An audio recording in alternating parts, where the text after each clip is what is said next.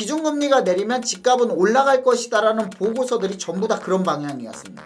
그렇기 때문에 한국은행의 이창용 총재께서는 아픈 거를 기다렸다가 약 처방을 하면 무슨 소용이냐, 선제적으로 약을 처방을 해야지.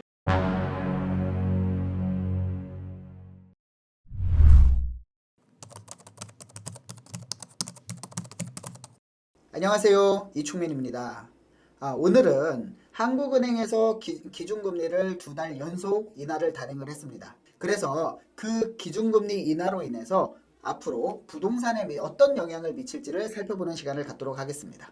자, 한국은행에서 11월 달에 본격적으로 10월에 이어 금리 인하를 단행을 함으로써 지금 한국은행의 기준금리는 3%가 됐습니다. 자, 그렇기 때문에 미국과의 격차가 1.75포인트로 좀 넓혀졌다라고 볼 수 있는데요. 그래서 금리 인하 배경을 살펴보면은요. 자, 환율 변동성이 확대가 됐다. 그러니까 환율 변동성이 굉장히 커졌다. 지금 1,400원이 훨씬 넘었죠. 1,400원이 넘어서 수출 기업이나 내수나 굉장히 어려움을 겪고 있습니다. 하지만 환율 변동성이 굉장히 확대됐지만 여기에는 자, 이거보다는 물가 상승률의 안정세와, 그러니까 물가 상승률이라는 건 우리나라 한국은행의 목표가 물가 안정입니다. 물가 안정에 있다라고 볼 수 있는데, 자, 우리가 지금 물가 안정이 우리나라의 물가 안정 기준이 2%라고 볼 수 있습니다. 하지만 지금 계속적으로 이제 10월 달에 1.3%로 그 안정이 됐고요. 그 다음에 이제 11월 달에는 1.5%로 통계청에서 발표했듯이 1.5%로 많이 안정이 됐다. 이렇게 말씀드릴 수 있고, 그리고 가계부채의 둔화, 금리가 높아서 둔화된 게 아니라 실질적으로 대출 억제 정책을 하고 있죠. 올해 9월 스트레스 DSR 2단계, 그 다음에 이제 신용대출 한도 축소, 그 다음에 전세자금 대출 축소, 뭐 이런 여러 가지 대출 규제 정책 때문에 가계부채의 둔화 흐름이 이어지는 가운데 성장의 하방 압력이 증대됐다. 자, 결론은 이렇습니다. 간단하게 말하면 환율 변동성, 그러니까 환율을 올라갈 가능성이 크지만 결과적으로 물가도 좀 안정됐고 가계부채도 둔화됐다. 하지만 경제, 내수가 어려워질 것으로 예상을 하기 때문에 선제적으로 금리를 인하했다. 이렇게 말씀드릴 수 있습니다. 그렇기 때문에 한국은행의 이창용 총재께서는 아픈 거를 기다렸다가 약 처방을 하면 무슨 소용이냐, 선제적으로 약을 처방을 해야지, 이렇게 인터뷰를 할 정도로 굉장히 강한 의지를 보였다. 내수 활성화에 강한 의지를 보였다라고 볼 수 있는데, 자, 꺼져가는 경기부터 일단은 살리고 보자. 이게 왜 문제가 되냐면요. 원래는 가계부채 때문에 금리 인하를 반대를 했다라고 말씀드렸죠. 이창용 한국은행 총재도 불과 8월 달까지만 하더라도요. 가계부채의 증가는 전부 다 대치동 같은 학원, 이런 아파트값, 이런 데에서 집값을 올린다라고 할 정도로 강력하게 가계부채에 대해서 경고를 했었습니다. 그런 분께서 지금에 와서는 이 가계부채가 어느 정도 증가가 되더라도 이거를 감수하더라도 내수를 살리겠다. 이게 왜 그러냐면요. 지금 2024년, 2025년도를 앞에 놓고 10월 달부터 11월 달, 12월 달까지 한국은행뿐만이 아니라 통계청, 그 다음에 각자 기관들, 무슨 연구소 같은 그 기관들에서 기준금리가 0.25% 내린다라고 했을 때 집값은 상승할 것이다라는 의견들이, 그런 보고서들이 전부 다 이런 주택전망 보고서는 기준금리가 내리면 집값은 올라갈 것이다라는 보고서들이 전부 다 그런 방향이었습니다. 그렇기 때문에 이 금리 내리는 게 굉장히 조심스러웠지만 결과적으로 가계부채보다 더 중요한 거는 자영업자라든가 지금 연체율이라든가 이런 내수를 살려야만, 내수가 증작이 돼야만 이 수출 기업들도 어느 정도 호전세를 보일 수 있다라는 그런 약 처방을 했다라고 볼 수 있고요. 그래서 이창용 한국은행 총재는 금리를 낮춰서 경제 성장률을 견인하는 그런 역할을 하려고 금리를 인하를 했다. 그래서 금리가 0.25포인트 낮추면 성장률은 0.07포인트 높여지기 때문에 내수를 증작하는 데 큰 도움이 될 것이다. 이렇게 말씀을 하셨습니다. 한국은행에서 기준금리를 내리면 지금까지 0.25포인트 10월 달에 이렇게 내렸을 때 1차적으로 인하를 했을 때는 지금 오히려 가상금리, 그러니까 스프레드 금리가 올라갔었습니다. 그렇기 때문에 아직까지 이제 국민들이 체감하는, 채무자들이 체감하는 금리는 내려가지 않고 있었는데, 지금 보면은 두 번의 연속해서 금리를 내렸죠. 3포인트로 금리를 내렸는데, 자, 이렇게 되면은요. 이제 대출금리도 내리지 않을 수는 없을 것 같습니다. 대출금리를 왜냐면은 0.5포인트 시장금리와 기준금리가 기존에 받았던 금리보다 0.5포인트 차이가 난다? 그러면은 은행에서도 대출자의 부담을 줄이고 한국은행의 눈치를, 왜냐면은 내수를 증자하기 위해서 분명히 금리를 내렸습니다. 하지만 대출금리를 더 높인다? 이런 부분들도 좀 문제가 있다. 어떤 부분 같은 경우에는 은행이 이제 사기업이라고는 하지만 사기업의 이윤 추구가 최대 목적이라고 하지만 어떻게 은행이 사기업이라고만 볼 수 있습니까? 저 국민한테 대출 이자 받죠. 정부에서 이 대출 잘못해서 부실나면 정부에서 수천억 수조 들여가지고 은행 살려주죠. 이게 어떻게 사기업입니까? 사기업 만약에 부도나면 공적자금 끌어다가 이거 메꿔줍니까? 이거 아닙니다. 그렇기 때문에 이건 사기업이 아니라 공기업에 가깝다. 그렇기 때문에 공기업의 도덕적 해이와 이런 부분들을 굉장히 좀 꼼꼼하게 들여봐야 되는데, 자, 제가 봤을 때 이번에 이제 내수 진작을 위해서 금리를 내렸기 때문에 은행에서는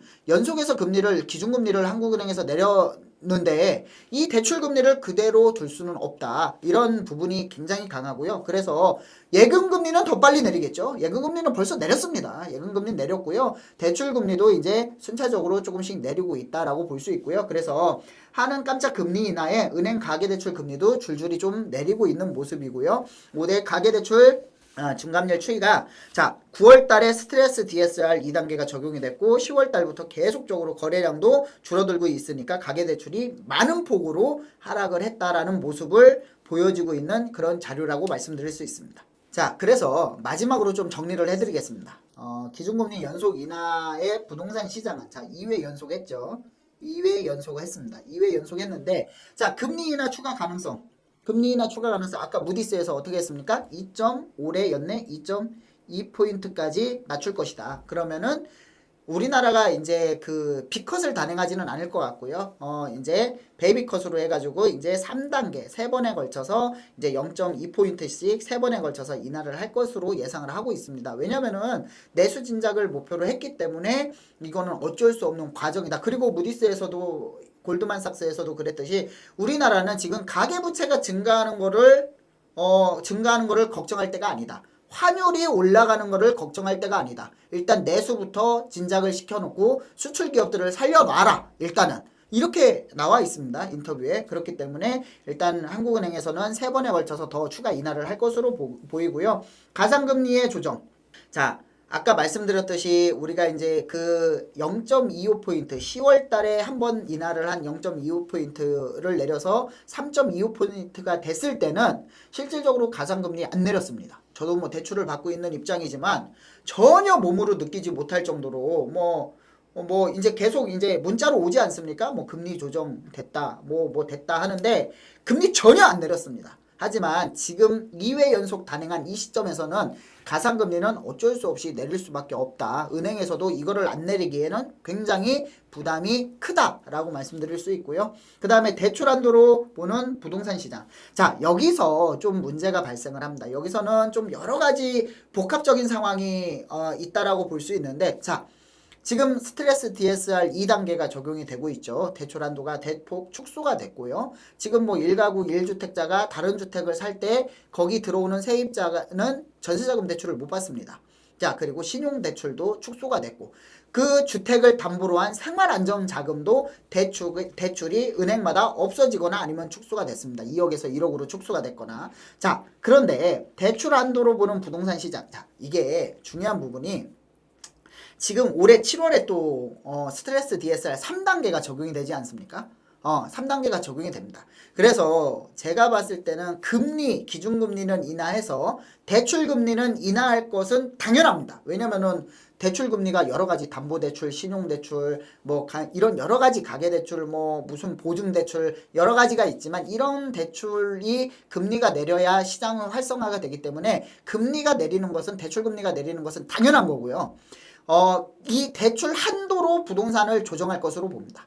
대출 한도로 자 스트레스 DSR 3단계라든가 아니면 다주택자들에 대한 대출 규제를 더 강화한다든가 이래서 이 대출 규제가 어떻게 나오는지를 좀 꼼꼼하게 살펴볼 필요가 있고요. 하지만 아무리 대출 규제라고 해도 참 안타깝지만 이게 안타깝다라고 말할 수도 없는 게 우리나라가 이제 전세제도가 있죠. 전세제도가 있기 때문에 전세로 만약에 투자를 한다라고 하면은 전세를 끼고 투자를 한다라고 하면은 메인 주거지 같은 경우에는 거래는 계속적으로 좀 늘어날 것으로 이렇게 예상을 하고 있습니다. 자, 그리고 서울 부동산 시장의 수급 이거는 뭐 몇 년 전부터 얘기했죠. 지금 뭐 모든 것들이 원자재가 폭등이라든가 이제 생활 물가 안정만 안정이 좀 되고요. 원자재가 폭등이라든가 이제 여러 가지 여건으로 지금보다 건축비가 줄어들 여력은 없습니다. 제가 말씀드렸듯이 3% 물가 상승률이 3%에서 1.5%로 내렸을 뿐이지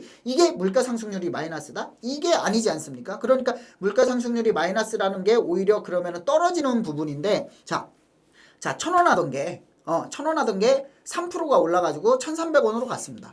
여기서 또 1,300원에서 1.5%가 올라가는 겁니다. 내려가는 게 아니라 이 상승의 폭이 줄어들었다라는 거지 절대 내려간다라는 건 아니라고 말씀드릴 수 있고요. 그렇기 때문에 이거는 원자재 값도 마찬가지지 않습니까? 원자재 값.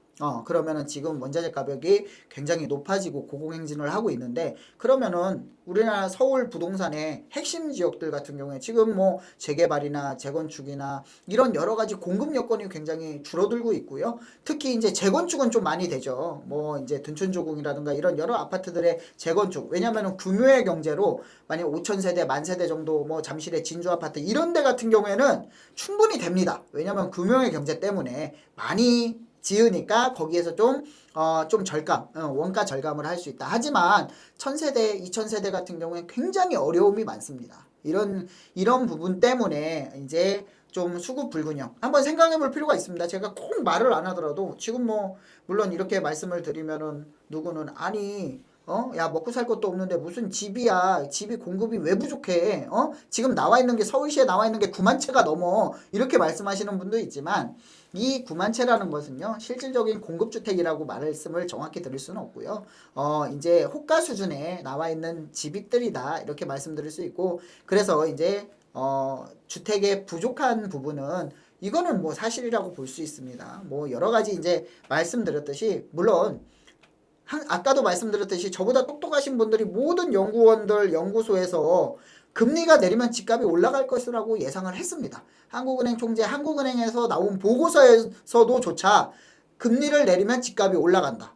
근데 지금 금리를 내리지 않습니까? 그래서 가계부채보다도 더 중요한 게 내수다. 그래서 금리를 좀 내려서 내수를 먼저 살려놓고 이 급한 불을 먼저 끄고 나서 다음 부분을 좀 생각해보자. 이렇게 이런 의도라고 볼 수 있습니다.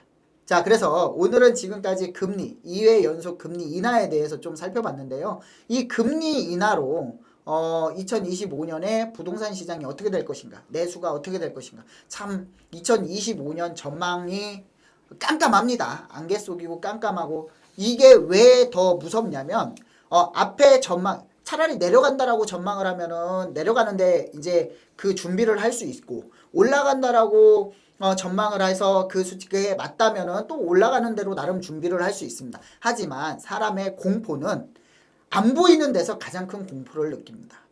그렇기 때문에 지금 2025년 시장이 굉장히 공포로 다가오고 있다라고 말씀드릴 수 있고요. 자, 오늘 방송으로 인해서 이 금리 인하로 이 내수와 또 수출 기업들 그 다음에 우리 부동산 시장이 어떻게 될 것인가를 한번 생각해보고 깊게 생각해보는 그런 시간 시청하시고 부동산 쪽에서 뭐든지 좋습니다. 그래서 궁금하신 부분이 있으면 댓글로 남겨주시면은 현실적으로 컨텐츠를 만들어 가지고 한번 촬영하는 그런 시간을 계속 갖도록 하겠습니다. 오늘은 여기서 마무리하겠습니다. 감사합니다.